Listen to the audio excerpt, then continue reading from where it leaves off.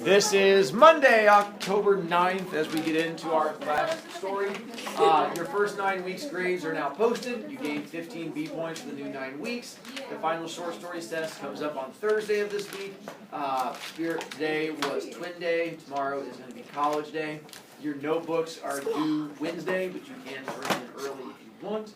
Here is your checklist for the notebook. This is straight from my website. Just go to my website and go to the notebook part of it. It'll explain all the same stuff to you. 140 points. Make sure you follow directions. Hickey, what's your issue? There wasn't a short story homework 4, was there? That would be optional. That's not optional. No, I ended up deleting it because it was optional from last year and didn't get into it, so I went through and just removed it. No, that one's all. So then, lottery part 1 is the story we're going to get into for today. Before we get to it, do a quick conversation, because there's some background knowledge I have to get. This is one of those stories that is memorable. Gonna make us mad. Hopefully not mad. The ending of it is a little bit confusing, but that's why we get to have conversations and talk. Miss Warmus, who's in my class 6 years ago, is definitely, as I asked her last class period, it's a story that she remembers. Which means that's how I know I do a good job with the story. When as soon as you hear the title, you go, oh, I remember that story. And I'm like, yay! See, the fact that you remember something from my class 6 years later, hashtag winning. Did they read it? It's weird, never called on you. Bubs! Right. Hey, Kay. Will this story be on the test? There will be references to it, but for the most part, the test is going to be the stories you had to read on your own. The way this will show up on the test is that I'll have, compare this story to the zoo. And be like, what was the similarities between the lottery and the zoo? And so that'll be the way it pops up. All right. With this one, we're going to get into, just ignoring you and the other kid now, traditions. Our story is going to have a big part of it that deals with the concept of traditions. Traditions are those things that you do every year at the same time, usually connected to a holiday in some way. We have Thanksgiving coming up, and on Thanksgiving, our tradition is, what is it kids do every year? Trick or treat. Trick or treat, get candy, dress in costumes. That would be a tradition. On Thanksgiving, the tradition for Thanksgiving is Eating lots of food and getting obese. hang out with friends and eating turkey and food and stuff like that. I'm already fat, Lainey. I'm sorry. I'm fat too. Bully That's the only yourself. one. I got my purse. Oh, it's trying to. Oh yeah, no. Welcome to the second 9 weeks. Glad to see you guys are excited. So those are traditions, things that we do every year at the same time. Some traditions, you guys know why we do them from year to year. With Thanksgiving, they beat it into you, the idea of pilgrims and Native Americans and the Mayflower, so you know why we do the ones for Thanksgiving. Some of them you have no idea and probably don't care. When it comes to Halloween, you don't care the history behind it. If you know it, go you. If you don't know it, go you. Either way, all you care about is the end. All I care about is getting candy at the end. Kind of what I figured. And so that works for a lot of holidays. Same thing with 4th of July. With 4th of July, some kids know what the lighting of fireworks is because we're celebrating a war and the fact that we won a war. And that's why we don't celebrate the 4th of July with high fives and hugs. Is because we had to fight for our independence, so we celebrate by firing off things that look like explosions. That's why we do the 4th of July. Does knowing that add to the tradition? Sure. Does not knowing it take away from it? Nah, you still get a chance to try and blow your hands off. So the idea is that you do a tradition just because it's fun to do.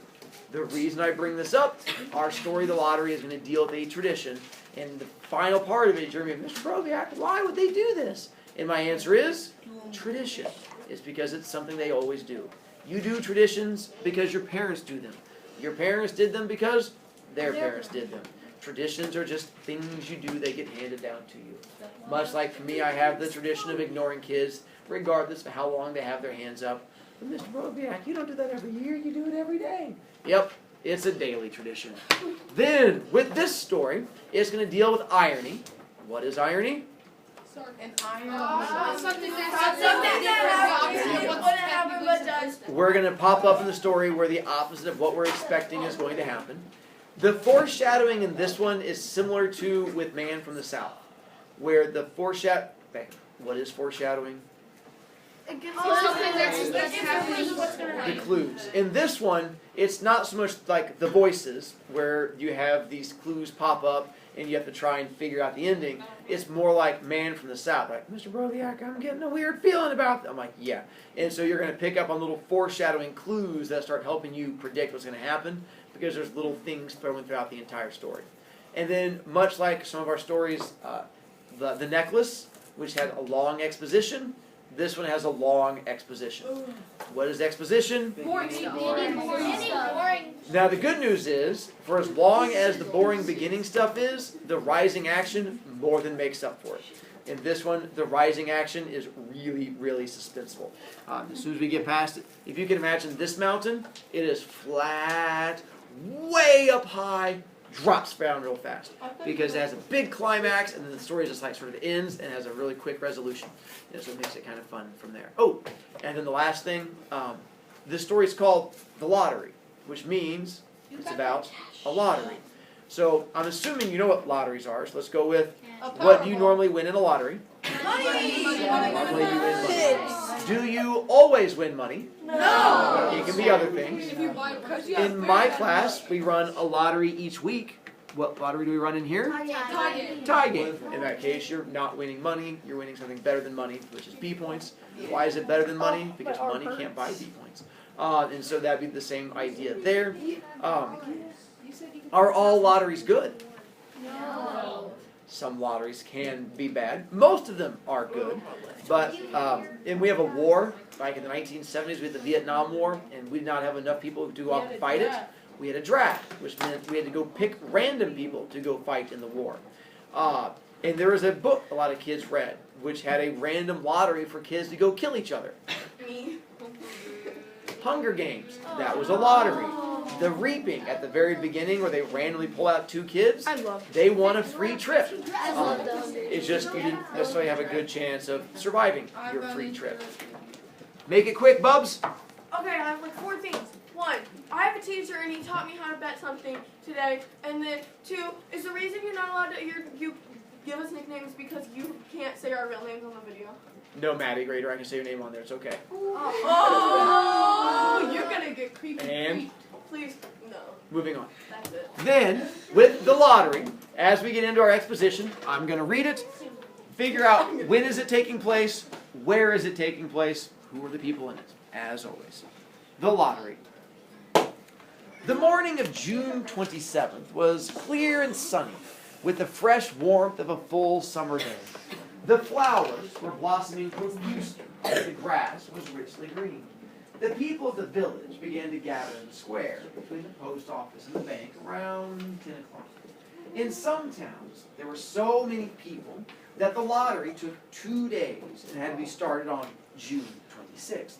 But in this village, where there were only about 300 people, the whole lottery took less than 2 hours. So it could begin at 10 o'clock in the morning and still be through in time to allow the villagers to get home for noon dinner. Quick pause. When is our story taking place? June 27th. June 27th. And what time of day? 10 10 o'clock in the morning. Where is it taking place? In a village. How big is the village? 300 people. There you go. And so, speaking of 300 people, do you know how big our school is? More than that. 800. Over 1,000. We have about 350 kids in lunch in just the cafeteria at one time. So our whole cafeteria at one time is bigger than their whole town. But, and is this the only place that does the lottery? No. So when we get to find out what the lottery is, this is not the only place that does it. Dylan? Okay. When they, you know how they said that she read the story too? Did they read it on paper? Yeah. Whew. They didn't have iPads back then. Well, they Ooh, did. the fun they had, right? Back then. Just like that story we read. Weird. This next part coming up, the kids are all getting together waiting for the lottery to start. Figure out what the kids are doing because I like to make fun of them. The children assembled first, of course. School was recently over for the summer, and the feeling of liberty sat uneasily on most of them. They tended to gather together quietly for a while before they broke into boisterous play.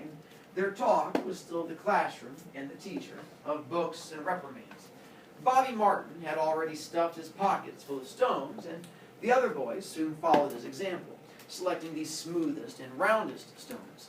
Bobby and Harry Jones and Dickie Delacroix, the villagers pronounced this name Delacroix, eventually made a great pile of stones in one corner of the square and guarded it against the raids of the other boys.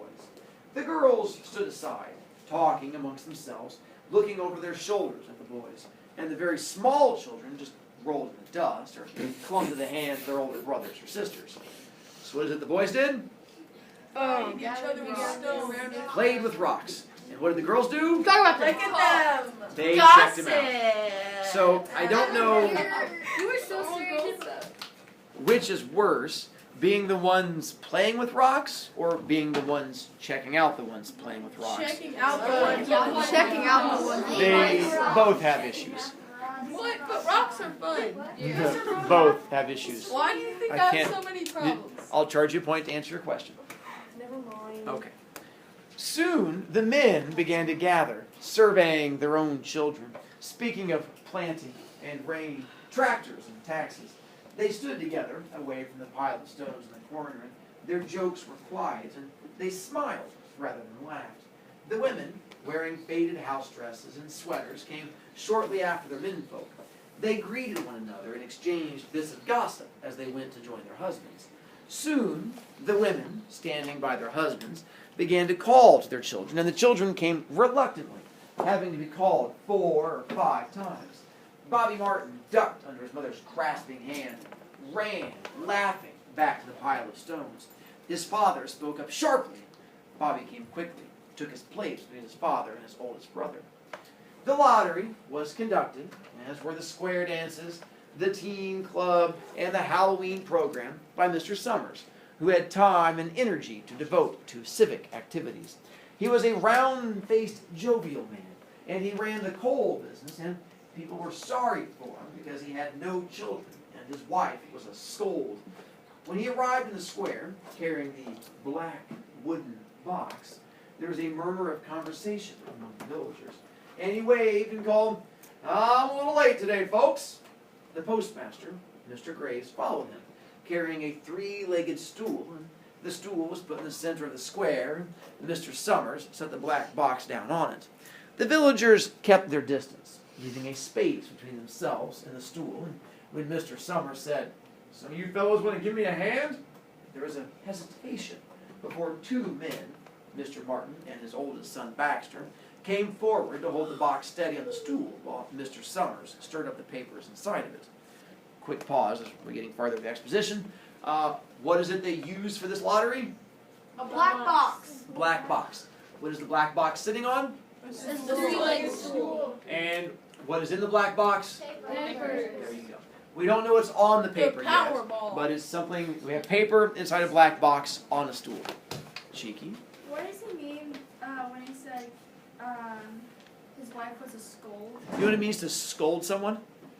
Yes. What does it mean? So like, There you go. When you bad you because you keep talking all the time, you have issues.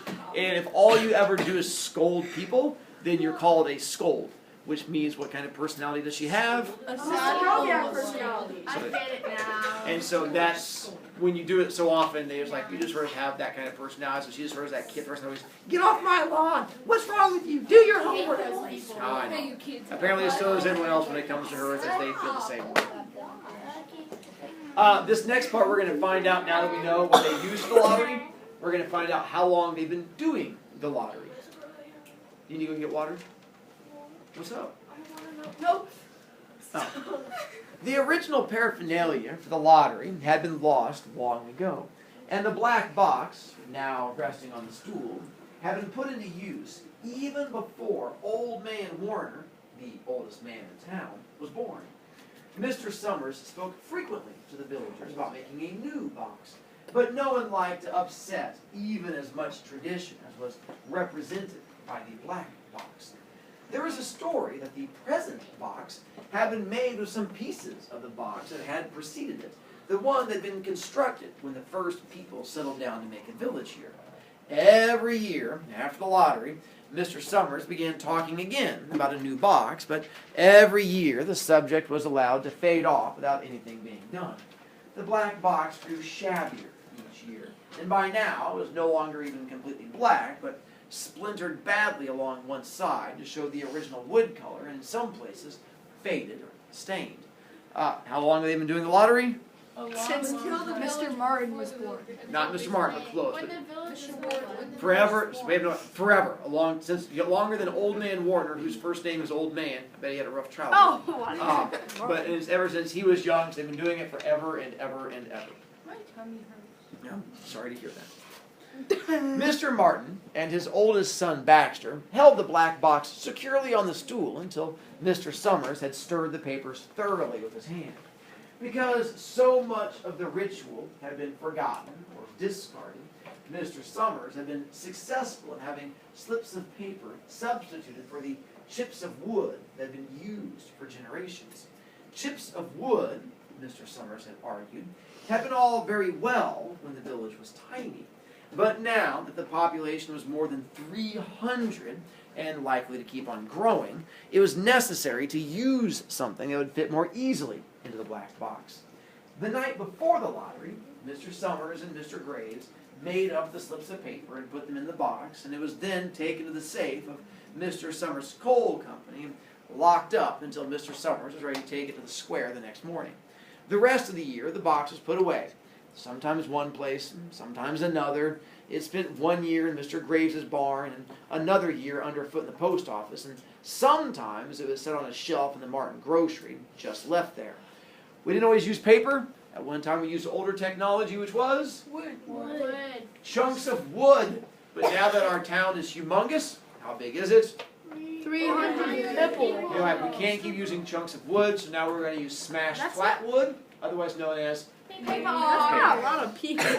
Yeah. There was a great deal of fussing to be done before Mr. Summers declared the lottery open. There were the lists to make up of heads of families, heads of households in each family, members of each household in each family. There was the proper swearing in of Mr. Summers by the postmaster as the official of the lottery. At one time, some people remembered, there had been a speech of some sort performed by the official of the lottery. A boring, tuneless chant that had been rattled off duly each year. Some people believe that the official of the lottery used to stand just so when he said or sang it.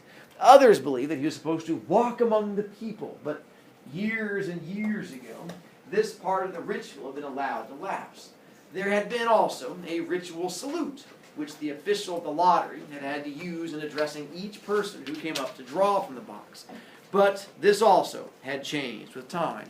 Until now, it was felt necessary only for the official to speak to each person approaching. Mr. Summers was very good at all this in his clean white shirt and blue jeans with one hand resting carelessly on the black box. He seemed very proper and important as he talked interminably to Mr. Graves and the Martins. They've been doing this forever and ever and ever. And tomorrow, we get to find out about the fun part of the story.